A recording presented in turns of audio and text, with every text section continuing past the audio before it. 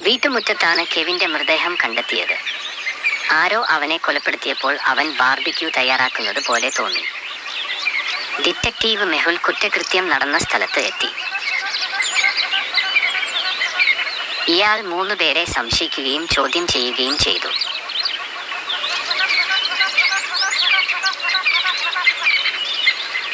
ഭാര്യ ടൈലർ അവനെ കൊന്നതാണെന്ന് ഞാൻ കരുതുന്നു.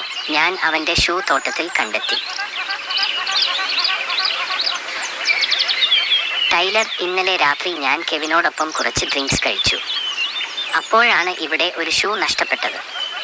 ഞാൻ ഇപ്പോഴാണ് വന്നത്. ഞാൻ അവനെ കൊന്നില്ല. അവന്റെ ഭാര്യ അവനെ കൊന്നതാണെന്ന് ഞാൻ കരുതുന്നു.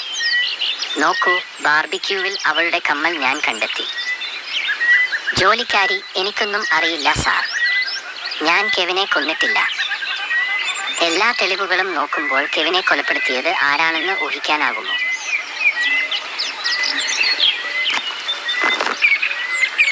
ചൂടാകുമെന്ന പേടിയില്ലാതെ ടൈലർ ഉടൻ തന്നെ ബാർബിക്യൂവിൽ നിന്ന് കമ്മലുകൾ എടുത്തു. ബാർബിക്യൂ തണുപ്പാണെന്ന് അവനറിയാമായിരുന്നു. പിന്നെ കമ്മലിന്റെ കൃത്യമായ സ്ഥാനം അവൻ എങ്ങനെ അറിഞ്ഞു? അവൻ ഇതെല്ലാം പ്ലാൻ ചെയ്തു.